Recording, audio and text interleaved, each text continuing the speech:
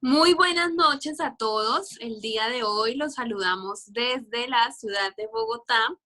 Y bueno, es un gusto para mí saludarlos esta noche, por supuesto, y darle la bienvenida a nuestros invitados, por supuesto, invitados de lujo, quienes aceptaron esta invitación la noche de hoy para compartir con nosotros un poco sobre sus conocimientos jurídicos, por supuesto, y su postura en cuanto a un tema que ha sido muy controversial y que últimamente se ha venido tocando demasiado en los medios de comunicación, que tiene que ver precisamente con la cadena perpetua en Colombia. Y esto lo tenemos o esto surge en razón a la reciente aprobación en el Senado, en el Congreso de la República, del acto legislativo 21 del año 2019, precisamente fue el 18 de junio, cuando conocimos esta noticia en donde mediante un acto legislativo el Congreso de la República ha decidido modificar el artículo 34 de la Constitución Política de Colombia, que antes prohibía, o que todavía, por supuesto, porque nuestra Constitución sigue vigente, y esto todavía es un trámite que está en curso. No hay nada definitivo todavía en el artículo 34 que prohíbe la cadena perpetua en Colombia.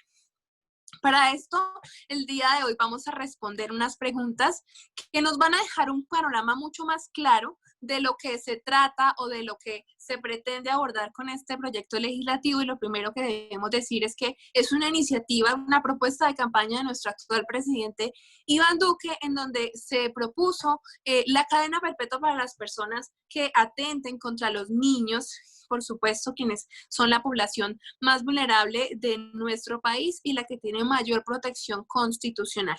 Ese es el sustento. Lo que dicen algunos expertos, algunos abogados también, es que esta iniciativa tiene mucho de populismo en la medida en que quiere darle al pueblo esa satisfacción de encontrar en la venganza contra el victimario esa cadena perpetua, ¿no? Eso es como una respuesta también de querer poner una sanción tan drástica a cambio de una conducta que ha cometido, a fin y al cabo, pues un ser humano. La cadena perpetua, pues, en este sentido, consideramos, o en mi postura, yo considero que no es la respuesta apropiada para combatir la criminalidad y menos la comisión de un delito, porque pues eso no va a cambiar mientras el comportamiento de la sociedad siga siendo el mismo, y es respuesta demasiado agresiva que pues según también los estudios que hemos visto y algunos profesionales que participaron en los debates de este proyecto de acto legislativo expusieron, ¿sí? ¿Por qué? Porque hay otros aspectos muy importantes, como los fines de la pena en el sistema penal acusatorio, en el derecho penal, que para eso tenemos hoy aquí como invitados a Paula Torres y a Mauricio Monroy, porque ellos nos van a explicar desde el derecho penal y desde su experiencia cómo la pena tiene diferentes aspectos, cómo se necesita o lo que se busca principalmente con el derecho penal es la resocialización del delincuente, y cómo una cadena perpetua va en contravía de esta finalidad que busca el derecho penal, por supuesto también en contravía de los derechos y de los principios que sustentan un Estado social de derecho en el que nosotros vivimos hoy, y que todos los seres humanos tenemos igualdad de derechos, y que el Estado tiene la obligación de garantizar también la dignidad humana de todos nosotros, incluso de quienes cometen este tipo de delitos que son atroces, que por supuesto en ningún momento los queremos justificar, pero que tenemos también que dar nuestra opinión desde la óptica de la necesidad del castigo y los fines de la pena. En mi postura también yo quiero aportar, no sé ustedes, más adelante mis compañeros qué opinen, pero el Estado también debe preocuparse por la prevención, por supuesto, las políticas públicas que lleven a prevenir esta comisión de delitos. La sociedad desde la infancia, desde las escuelas, tenemos también que invertir en la educación de las personas, por supuesto, y en el respeto de los derechos y en el respeto del otro. También es importante cultivar desde la niñez, porque muchas veces un delincuente es una persona que tiene afectaciones psicológicas o psiquiátricas fruto de una infancia traumatizada, ¿no? Y bueno, por último, quiero decir que, en mi opinión, el acto legislativo, el proyecto de acto legislativo que pretende reformar el artículo 34 de nuestra Constitución, que prohíbe la cadena perpetua, pues está condenado a morir porque tiene vicios, no solamente de forma, sino también de fondo, que esto lo sabrá explicar más un experto en derecho constitucional y que pues finalmente tendrá que pasar por un control constitucional que nos dejará un poco más despejado el panorama y pues nos dirá en últimas quién tiene la razón y cuáles son los aspectos que se deben tener en cuenta. Así que en este momento voy a darle la palabra a nuestros compañeros y quiero que pues, se presenten, por supuesto, nuestros invitados, por favor. Paula. Un cordial saludo a todas las personas que nos están viendo en este momento. Agradezco a Nesdy por la invitación. Mi nombre es Paula Torres, soy abogada egresada de la Universidad Santo Tomás, especialista en Derecho Penal también de la Universidad Santo Tomás y actualmente candidata a magíster en Derecho Penal. Gracias. Gracias, Paula. Ahora Mauricio. Buenas noches, mi nombre es Elías Monroy, soy abogado de la Universidad Santo Tomás con profundización en Derecho Penal. Tengo una especialización en Pedagogía, actualmente soy candidato a magíster en Derecho Penal de la Universidad Santo Tomás en convenio con la Universidad de Barcelona en España. Tengo un curso de Derecho Internacional Humanitario de la Cruz Roja y también tengo un curso de Gestión de Riesgos Corporativos en la Universidad de los Andes. Gracias. Bueno, perfecto. Entonces vamos a comenzar con nuestro conversatorio de hoy y quiero que ustedes nos cuenten en qué consiste la modificación del acto legislativo en cuestión que estamos hablando.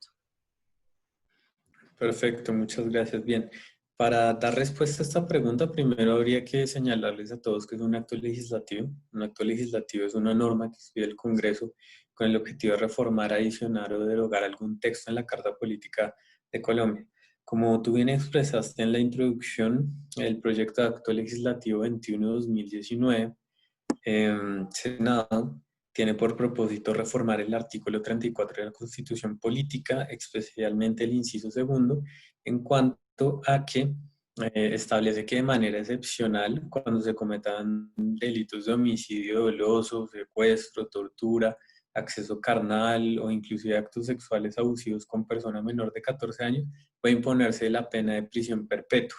Y adicionalmente, en el inciso siguiente, establece que en todo caso esta pena puede ser revisable en un plazo de 30 años, de acuerdo conforme lo establezca la ley. Básicamente, a grandes rasgos, ese es el acto legislativo que el Senado aprobó en estos días. Perfecto, y ahora cuéntanos, durante la vigencia de la Constitución de 1991, ¿ya el Congreso había modificado previamente de esta forma algún artículo, alguna disposición?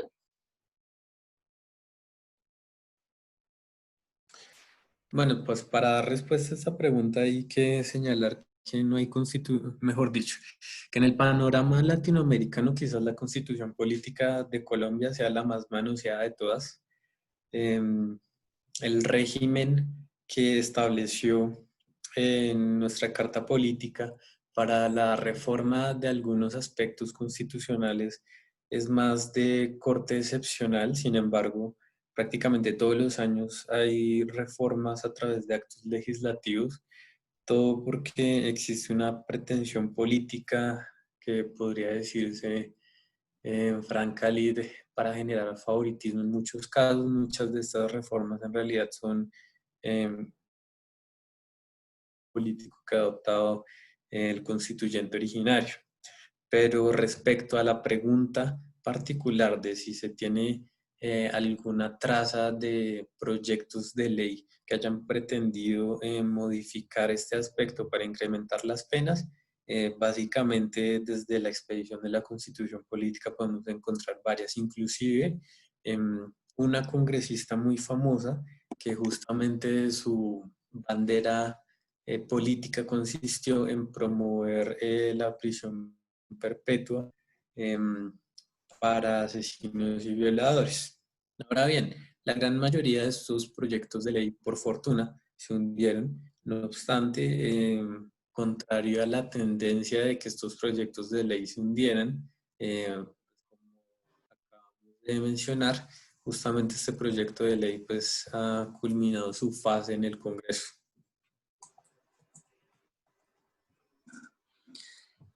Ahora bien, si queremos hablar de algunos proyectos de ley específicos, pues podemos hablar del proyecto de acto legislativo 240-2017, que tenía el mismo propósito de este proyecto de ley, el proyecto de ley de acto legislativo, perdón, 204-2015, que también pretendía reformar el artículo 34 de la Carta Política, el proyecto de acto legislativo 36 de 2013, el proyecto de acto legislativo 160 de 2008, el proyecto de acto legislativo 18-2008, y así podríamos seguir mencionando un sinnúmero de proyectos de actos legislativos que se han hundido. Muchas gracias, listo. Entonces ahora quiero que Paula nos cuente en este momento, Paula, ¿sí? Sí, Paulita, cuéntanos, durante la vigencia de la Carta Política de 1991, que es la que tenemos hasta el momento, ¿qué otras reformas han habido que tú nos quieras contar?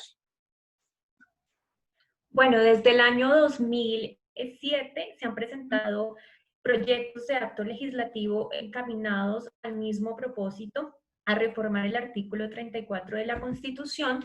Podemos ver incluso hasta 2 proyectos por año. O sea, vemos en el 2007 un proyecto, 2 proyectos en 2008, 2013, 2015, 2017, como lo dijo Mauricio. 2018 y finalmente 2019. Lo interesante es que han sido archivados por diferentes motivos, porque se cumple el término del periodo constitucional o el periodo legislativo, han sido retirados también, se han hundido en el primer debate y han contado estos proyectos previos con ponencias de diferentes entidades como lo es el IMPEC sobre la conveniencia o no de esta medida legislativa. Y es particular observar que para el año 2018 la Procuraduría, el IMPEC y otras instituciones presentaron conceptos desfavorables e inclusive años atrás por el concepto desfavorable del Consejo de Política Criminal se archivó la misma propuesta. Pero para el año 2019, que es el proyecto de acto legislativo que estamos discutiendo, vemos que hay un concepto favorable del Consejo Superior de Política Criminal y vemos que fue aprobado de manera expedita por el Congreso, no sé si en razón al aislamiento obligatorio, a las medidas del COVID, pues realizaron una labor legislativa ágil y se logró aprobar el proyecto como no había sucedido años atrás. Entonces, hay que tener en cuenta que ha sido una modificación muy discutida en el Congreso, que tiene antecedentes importantes y que no contaba con un respaldo de las instituciones que intervienen en los procesos de criminalización, como sí lo tuvo en este último debate y que finalmente fue aprobado. Gracias. Ok, Paula. ¿Cuáles son entonces los motivos del Congreso para darle impulso a este acto legislativo y por supuesto para aprobarlo como ya lo hicieron? Bueno, vamos a encontrar múltiples motivos. Todos ellos han sido, considero, recopilados a través de las diferentes discusiones y trabas que tuvo la propuesta en años precedentes. Y entonces encontramos en la exposición de motivos y en los informes de ponencia de este último proyecto una especie de respuesta a todos los dilemas, a todos los interrogantes que surgían alrededor de la prisión perpetua años atrás. Entonces, el primer motivo es que los tratados internacionales de derechos humanos no prohíben la prisión perpetua. Y de manera atrevida, en la exposición de motivos y en los informes de ponencia encontramos que dicen es que solo prohíben las penas crueles, inhumanas y degradantes, ¿cierto? Pero esta prohibición de penas crueles, inhumanas y degradantes no se va a desconocer si tenemos en cuenta que la prisión perpetua tiene la posibilidad de ser revisada 30 años cumplidos por un juez de la República. Entonces, este es el primer motivo, ¿no? No prohíben expresamente los tratados internacionales la prisión perpetua y no puede considerarse como se encuentra consagrada una pena cruel, inhumana o degradante. Ese es el motivo, uno de los motivos del Congreso, no son motivos que yo comparta. Un segundo motivo, los tratados internacionales de derechos humanos generan obligaciones del Estado frente a la protección de niños, niñas y adolescentes. Y resaltan que en las disposiciones constitucionales los derechos de los niños prevalecen sobre los demás derechos.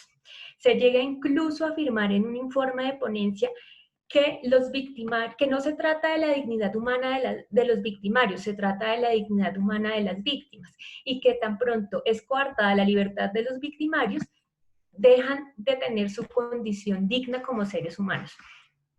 Es una premisa aberrante, la verdad, en un Estado social de derecho, en un Estado constitucional, desconocer la condición de dignidad humana a las personas condenadas.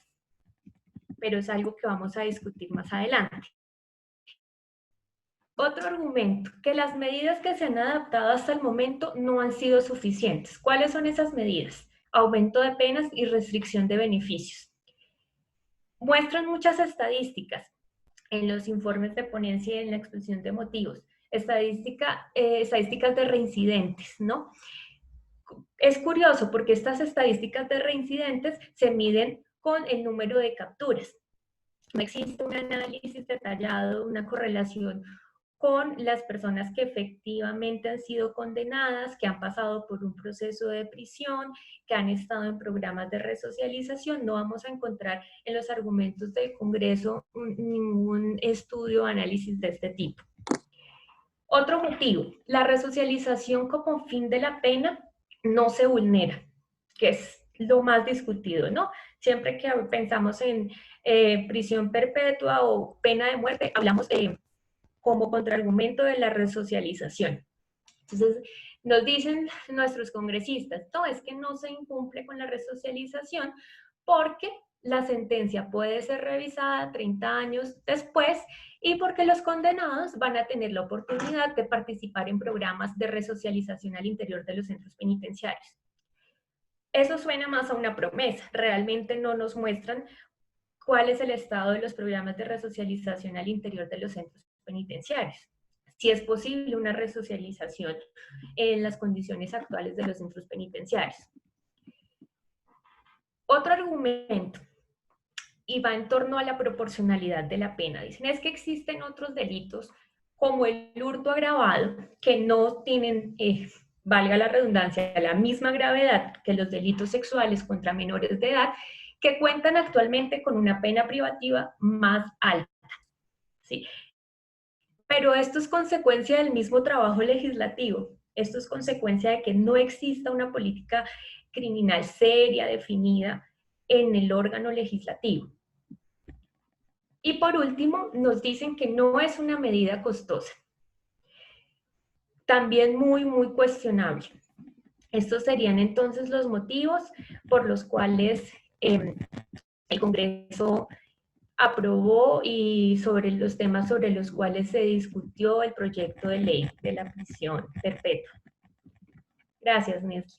Perfecto, Paula. Entonces ahora quiero preguntarle a Mauricio si estos motivos que ha expuesto Paula o que son los que motivan, por supuesto, ese proyecto de acto legislativo, nosotros los podemos considerar constitucionales.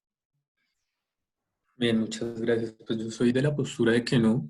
Básicamente, todas las afirmaciones que sustentan el proyecto de ley constituyen un sofisma, son falacias argumentativas bien elaboradas, escogiendo estadísticas que permitan justificar este manoseo constitucional, que no tiene otra forma de expresarlo de ninguna manera. Este proyecto de ley pretende reivindicar y proteger los derechos de las víctimas. En una sesión anterior en la que yo tuve la posibilidad de intervenir, justamente hablamos sobre las estadísticas del sistema penitenciario el esquema punitivo en Colombia, señalando que el sistema penal acusatorio en Colombia, por ejemplo, para los delitos de homicidio, delitos sexuales, tienen una tasa de impunidad de más del 90%. Entonces, más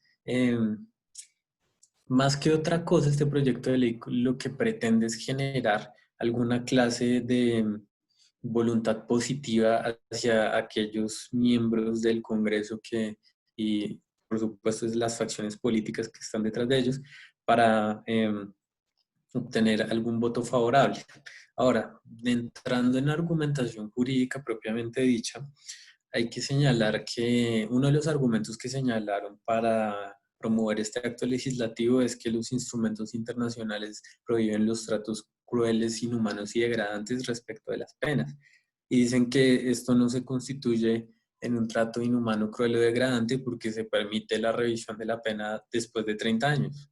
Hay una serie de Netflix que salió hace poco que se llama When They See Us, traducido al español es Así nos ven, que expresa el infame caso de los 5 de Nueva York, que son 5 chicos afroamericanos que son condenados por la violación e intento de asesinato de una chica que estaba haciendo ejercicio en Central Park, y después de múltiples denuncias sobre irregularidades en los procedimientos, pasados varios años, prácticamente ellos estaban destinados a pasar su vida en prisión, se constató que ellos no habían sido los perpetradores. Entonces yo inicio esto para señalar que el tratamiento que se pretende dar con esta reforma a la Carta Política lo que abre es una puerta peligrosa que no debería abrirse respecto de las facultades sancionatorias que tiene el Estado.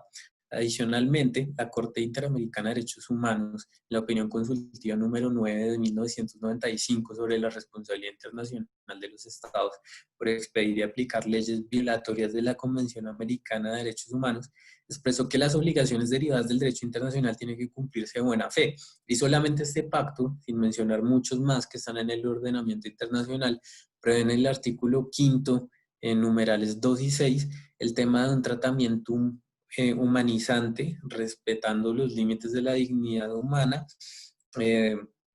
para determinar el esquema punitivo del Estado. Y es que ha sido una lucha de más de 200 años desde la existencia del derecho penal para establecer cuáles deben ser las sanciones que puede aplicar el Estado. Adicionalmente, si nosotros hablamos del modelo político que actualmente impera, que está instituido en nuestra Carta Política, que es el Estado Social y Democrático de Derecho, este modelo político se basa en 4 pilares, que son dignidad humana, trabajo, solidaridad e igualdad. Y solamente esta medida que se pretende vulnera el principio de la dignidad humana porque de frente está atentando con el fin resocializador de la pena que tiene una intrínseca relación con la dignidad humana. Ya estamos diciendo que no se le va a permitir la reinserción social a una persona que se considera peligrosista, y básicamente esto se trata de un retorno inclusive a esquemas tan denigrantes y negros de la historia como pueden ser el régimen nazi. Entonces, esto lo que deja en entredicho es cuál es la cohesión que existe en torno a nuestra Carta Política y realmente cuáles son los valores y el respeto hacia esos preceptos constitucionales que están en nuestra Constitución. Esto para señalar a modo de reflexión que el ejercicio del poder punitivo no justifica la imposición de medidas arbitrarias por parte del Estado que no tienen ningún fundamento científico y técnico. Adicionalmente, pues hay que tener en cuenta el estado de cosas inconstitucional del sistema penitenciario y carcelario respecto del cual el Congreso no ha hecho absolutamente nada. Así las cosas, pues yo veo muy poca ocasión de eficiencia por parte de este proyecto de acto legislativo, tampoco veo cuál sea la preponderancia constitucional. Y aún más, para finalizar mi intervención, yo quisiera señalar que con esta modificación constitucional, al estarse alterando uno de los principios o pilares esenciales del Estado Social de Derecho, más que modificar un apartado constitucional, lo que se está haciendo es una sustitución de la Constitución. Y en ese orden de ideas, justamente la Carta Política y la jurisprudencia de la Corte Constitucional ha prohibido que el Congreso se abrogue este tipo de facultades. Y sé que muchos juristas que abrogamos por la justicia racional estamos esperando que dentro del análisis formal y material que haga la Corporación Constitucional, pues justamente señale que esto se trata de una sustitución de la Constitución y por tanto no puede tener vocación de permanencia en el ordenamiento jurídico colombiano. Perfecto, sí. Y en este punto yo quiero también hacer una intervención y es que infortunadamente muchas veces la opinión la tienen los medios de comunicación que tristemente pues no saben mucho derecho y son quienes se encargan de vender una percepción a la ciudadanía de que digamos, este tipo de medidas son las mejores, es necesario la cadena perpetua, la pena de muerte tiene que estar ya en Colombia. Y esto confunde mucho a la población porque hay un sentimiento de ira y deseo de venganza en contra de quien comete un crimen que por supuesto es reprochable, pero eso deja fuera los postulados jurídicos que son los que finalmente rigen un Estado social de derecho. Y para las personas que no son abogados y que nos están viendo, quiero explicarles un poco por qué nosotros estamos hablando de que los tratados internacionales y la Constitución no se pueden modificar y también por qué en Colombia nunca va a haber una pena de muerte o por lo menos no de esta manera como se está haciendo. Y es porque hay un tratado internacional que son la Convención Interamericana de Derechos Humanos, la Declaración de Derechos Humanos, que son ratificados por Colombia, y al Colombia adherirse a esas disposiciones no puede hacer lo contrario con su normatividad vigente. Por eso la postura de Mauricio que nos contaba que para él sí puede ser un trato cruel, inhumano o degradante, una cadena perpetua. Además que no tiene vocación de existir en un estado como Colombia, porque Colombia ya ratificó un tratado internacional que no permite este tipo de actividades o de condenas. Primero la pena de muerte porque es clarísimo en la Convención Americana de Derechos Humanos, en la Declaración de Derechos Humanos y en nuestra Constitución también. Y ahora el tema de la cadena perpetua, ese es el punto de debate porque muchos dicen que no y otros dicen que sí. Pero para los que no es por esta es la razón, porque el ordenamiento jurídico tiene unas bases de tratados internacionales que no se pueden modificar ni siquiera por un Congreso. En ese sentido, Colombia tendría que hacer un tipo de trámites ante esos organismos internacionales para desconocer esas posturas que decidió aceptar hace ya muchísimos años. Y ahora, hablando de esto, entonces quiero darle la palabra a Paula para que nos cuente entonces si estamos hablando de los derechos de una población que es importantísima, como lo son los niños, las niñas y los adolescentes, y sabiendo que estos derechos tienen prevalencia también constitucional, porque es la Constitución la que dice en el artículo 44 que los derechos de los niños prevalecen sobre los demás. Teniendo en cuenta esto, yo quiero preguntarte a Paula, ¿qué protección entonces tienen los derechos de los victimarios? O si por esta razón entonces vamos a ver esos derechos desprotegidos. Quiero que nos cuentes eso, Paula. Gracias, Nesli. Bueno, en primer lugar yo quisiera darles a conocer que la Corte Constitucional tiene la posibilidad de hacer un control de constitucionalidad al proyecto antes de que este cobre vigencia. ¿Sí? Y esta revisión de constitucionalidad no solamente va a tratar vicios de forma, como lo dijo Nesli, también puede tratar vicios de fondo. ¿Y en qué consisten estos vicios de fondo? En una extralimitación de la competencia de modificar la Constitución. En aras de modificar la Constitución, puede el constituyente derivado, que es el Congreso, caer en el error de sustituir la Constitución, de cambiar esos pilares que hacen que el Estado colombiano sea un Estado social de derecho. Y uno de estos pilares, que lo mencionaron en la exposición de motivos, lo mencionaron en los informes de ponencia, es la dignidad humana.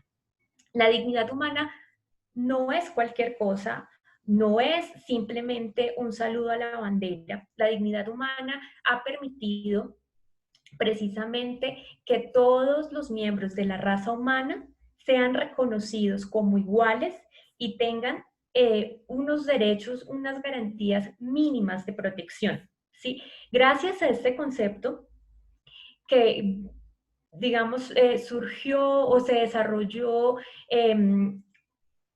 de mejor manera con la ilustración, nos ha permitido múltiples libertades, ha permitido abolir la esclavitud, ha permitido rechazar situaciones atroces que ha habido en la humanidad como el holocausto nazi, ¿sí? Y así la dignidad humana permite que las personas de diferentes nacionalidades, de diferentes razas, de diferentes géneros, jurídicos nacionales y el ordenamiento jurídico internacional. Entonces, es muy importante tener presente que la dignidad humana no se le puede desconocer a ninguna persona. Así sea condenado por un delito sexual, así sea condenado por un delito sexual contra un menor de edad. Esto es muy importante tenerlo en cuenta. El Congreso, de manera, como lo dije previamente, descarada, atrevida, dice, no, es que no se trata de la dignidad humana del victimario, se trata de la dignidad humana de las víctimas. Pues se trata de la dignidad humana de ambos. En el proceso penal se debe garantizar la dignidad humana de ambos, víctima y procesado, víctima y condenada. En todos los procesos de criminalización debe estar presente como pilar constitucional la dignidad humana. Sí, entonces quería abordar esta antesala de la dignidad humana porque me parece que en el siglo XXI, en nuestro Estado Social de Derecho, es inconcebible que el Congreso argumente que no se trata de la dignidad humana del victimario cuando el derecho penal liberal se ha desarrollado en torno a este concepto. Bien. Ahora, entonces, claro, constitucionalmente los derechos de los niños tienen prevalencia. Partiendo de que los condenados, procesados, tienen derechos que no se les puede desconocer, que son dignos como seres humanos, le correspondería a la Corte en esa revisión de constitucionalidad realizar un test de proporcionalidad, que no lo hizo el Congreso, que debió hacerlo, si iba a recurrir a ese tipo de argumentación. Y este test de proporcionalidad ha sido muy desarrollado por la Corte Constitucional. Vamos a encontrar diferentes decisiones y cuenta con 3 pilares. El test de proporcionalidad debe tener en cuenta que la medida sea idónea, ¿sí?, que sirva para alcanzar el objetivo legítimo. En este caso, entonces, ¿cuál sería? La protección de los niños, niñas y adolescentes. Que la medida sea necesaria, indispensable, que no exista otra manera para proteger los derechos de los niños, niñas y adolescentes.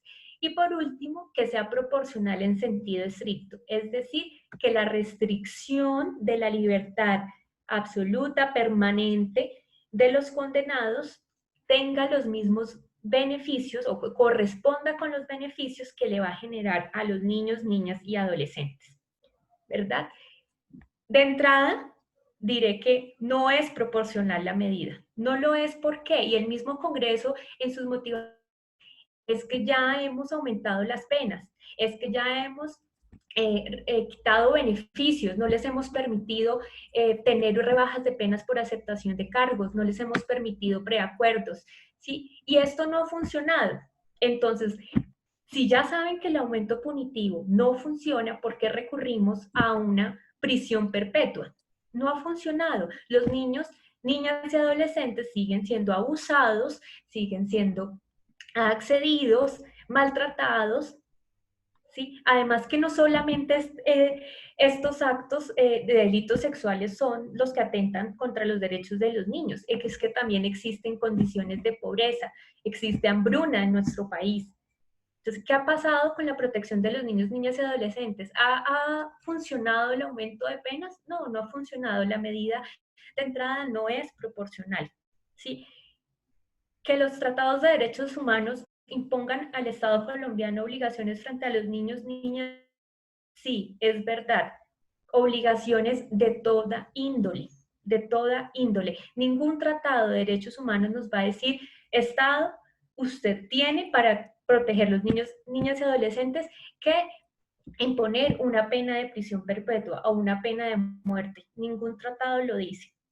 Lo que dicen los tratados es que se deben investigar y sancionar efectivamente, oportunamente los niños, niñas, las afectaciones a los derechos de niños, niñas y adolescentes. Claro, y esto es muy importante porque el problema se traslada a un momento previo a la condena. y es la investigación. Y es más, antes de la investigación, la denuncia. ¿Qué sucede? La mayoría de casos de delitos sexuales en niños, niñas y adolescentes son perpetrados por familiares, por el padre, por el tío, por el abuelo, por el hermano. Son permitidos por la madre y no denuncian. ¿Por qué? Porque el padre brinda un soporte económico, porque dependen económicamente del padre, porque le deben respeto, sí, al padre, porque la madre lo permite, porque ella no tiene otros recursos para mantener a su familia, porque tienen 5 hijos más. Entonces se traslada el problema a otros escenarios. No es la condena. Previo, la familia. ¿Sí? Y en la familia entonces, por todas estas condiciones, no denuncian. Ese es el primer problema, no denuncian los delitos sexuales. Son delitos, como lo diría un profesor de la Santo Tomás, son delitos a puerta cerrada. ¿Sí? Entonces, un primer problema. Un segundo problema, la investigación. ¿Están preparadas las autoridades de delitos sexuales para abordar a la víctima y no revictimizarla durante la investigación? Es una pregunta que valdría la pena hacer y responder, ¿sí? Entonces, y vemos, y esto lo vamos a verlo reflejado con las estadísticas que nos muestra el Congreso en sus motivaciones. Las cifras de reincidentes, y esas cifras de reincidentes las miden con el número de capturas. Las capturas nos dicen algo, nos dicen muy poco, ¿sí? ¿Cuál entonces es el efectivo resultado de una investigación? ¿Cuál es el número de condenas? Realmente ni siquiera la prisión perpetua nos va a permitir garantizar la prevención general negativa como función de la pena. Y no hablemos de la resocialización, hablemos de la prevención general. Y le transmite a la sociedad un mensaje para que se abstenga de incurrir en estas conductas. No, porque ¿cuál es el mensaje que se transmite? ¿Cuál es el mensaje que tiene actualmente la sociedad sobre la justicia y sobre la justicia penal? No sirve, no investigan, hay impunidad, ¿sí? Entonces realmente no se está transmitiendo un mensaje con el aumento de penas de prevención a la sociedad, ¿sí? Y hablemos ahora entonces de la resocialización. Es imposible hablar que se garantiza la resocialización porque va a existir una revisión posterior de la sentencia cuando tenemos declarado un estado de cosas inconstitucional en nuestros centros penitenciarios. Y no solo en una sentencia, 3 sentencias desde el 98. ¿Cuántos años llevamos en un estado de cosas inconstitucional? Entonces no es simplemente que se vea reflejado en el papel, es que realmente se materialice. Bueno, ¿qué van a contar estas personas con programas de resocialización? ¿Cuáles? El IMPEC presentó un informe al Congreso sobre estos programas de resocialización. ¿Se tuvo en cuenta? ¿Se analizó? No. Entonces, realmente la medida, para resumir, la medida no es proporcional. No sirve para proteger los derechos de las niñas, niños y adolescentes. El problema no se está identificando. Mientras no se identifique realmente cuáles son los problemas del deterioro de los derechos de los niños en Colombia, no vamos a encontrar una solución adecuada. Al contrario, con la prisión perpetua se va a aumentar un problema que viene desde 1998 y más atrás, que es el hacinamiento carcelario y las condiciones inhumanas en las prisiones en Colombia. De muchas personas que en las prisiones están no solamente como condenados, están con medida de aseguramiento, muchos pueden ser inocentes, ¿sí? Por diferentes delitos. Entonces, simplemente consiste este acto legislativo en un problema para el sistema penitenciario, para el sistema penal en Colombia, y no es una respuesta para proteger los derechos de los niños, niñas y adolescentes. Gracias, Nancy. Perfecto. Bueno, eso sí, son muchas cosas muy ciertas las que nos acaba de decir Paula. Quiero saber si Mauricio tiene algo más para aportar, ya para dar por concluida la sesión de hoy. ¿Te escuchamos? Claro, pues yo estoy de acuerdo con todo lo que se ha expresado. Añadiría que la Convención de Viena sobre la obligatoriedad de los tratados en el artículo 27 y 46 establece que no hay una justa causa para que el Estado se sustraiga de las obligaciones de los tratados internacionales. Inclusive establece el deber de acatar las obligaciones de los tratados de buena fe. Esto quiere decir que a nivel internacional el plano de conflicto que se podría suscitar con la implementación de este acto legislativo puede ser relevante. Adicionalmente, un segundo factor a tener en cuenta es que eh, no hay un estudio realmente serio sobre la eficacia de este tipo de medidas, ni siquiera sobre la pena de muerte. Basta ver el corredor de la muerte en Estados Unidos, en últimas el incremento punitivo en Estados Unidos que se dio a partir de la década de los 70 como medida reactiva ante el escenario de incremento de violaciones, delitos sexuales y homicidios, entre otros. No ha disminuido la tasa de actividad delictiva, por el contrario, se ha incrementado y lo que ha hecho el Estado norteamericano en su sapiencia capitalista es convertir el esquema punitivo en un mercado.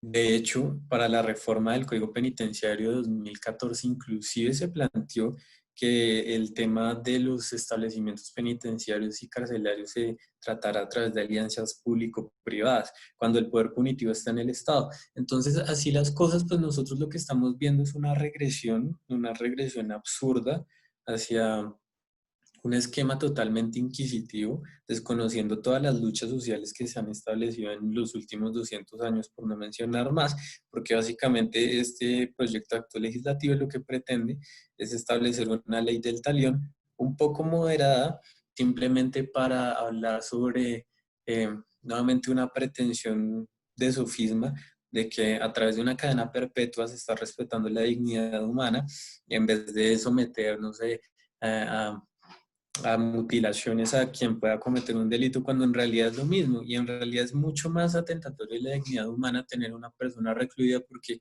el gobierno, la sociedad, nosotros no sabemos qué hacer con esta persona. Muchas de las condiciones de quienes son delincuentes son factores desencadenantes fruto de la falta de alteridad por parte de la sociedad. Entonces también es como un llamado a hacer conciencia a que no todo lo que a todas las injusticias que nosotros vemos tiene que eh, solucionarse a través de mecanismos represivos, bien como mencionaba Paula. La solución está en fortalecer esquemas preventivos, no coercitivos, sin que esto signifique que se produzca la impunidad, todo lo contrario. Yo creo que hay que promover espacios de justicia restaurativa para aquellos delitos en los que se puede establecer, y yo creo que tiene que establecerse un sistema de adecuación de penas conforme al tratamiento de bienes jurídicos.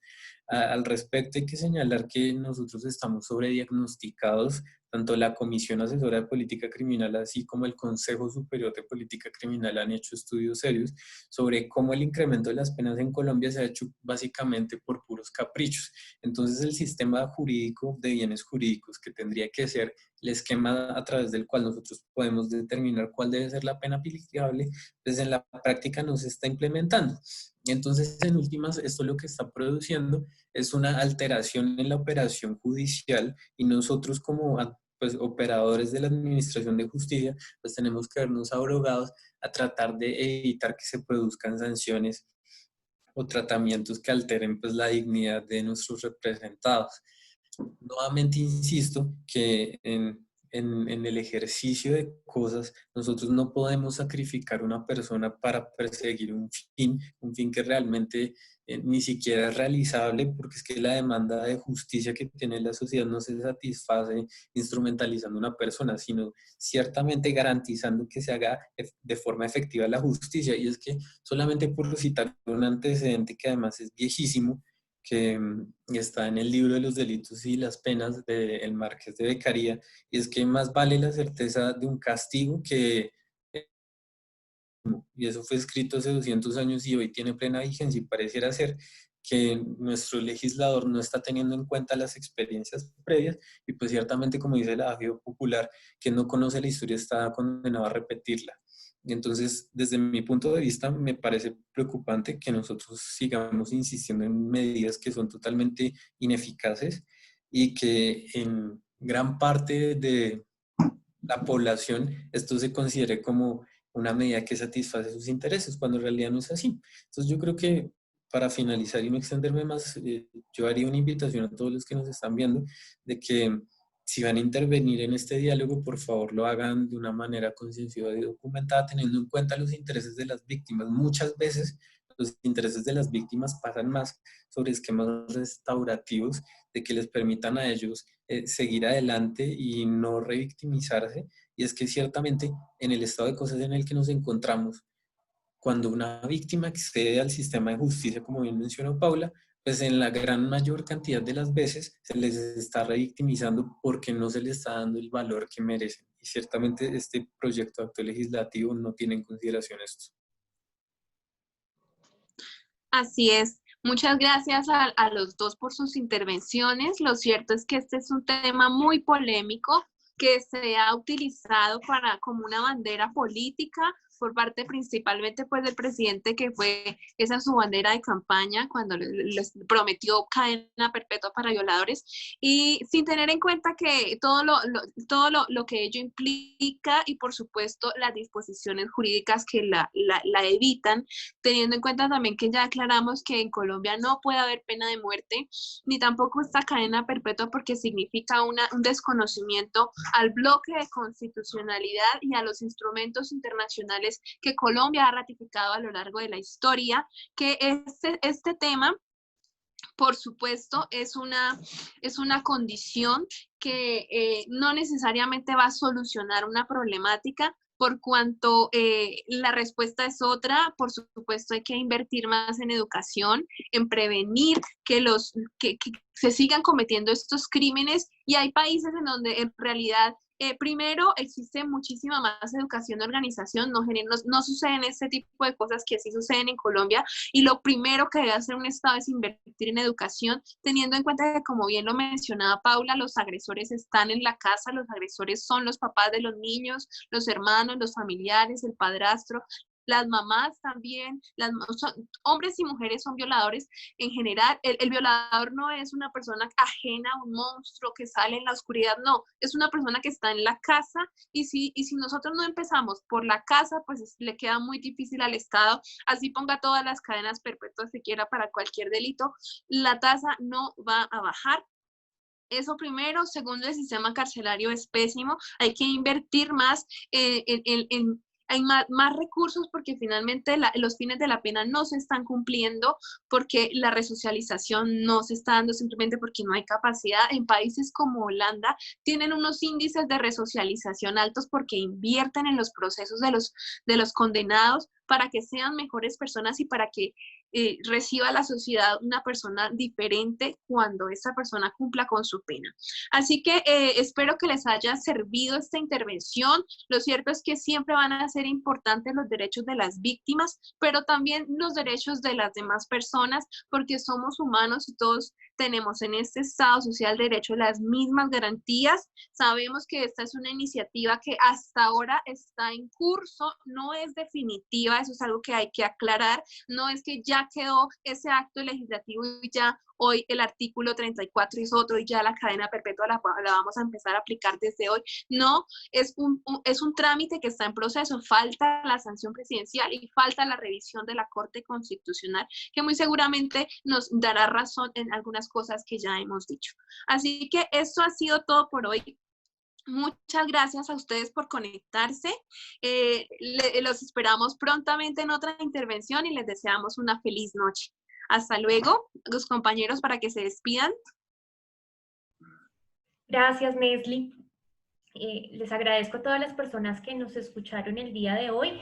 Quiero dejar una última reflexión muy corta, y es que los delitos sexuales también son perpetuados dentro del conflicto armado.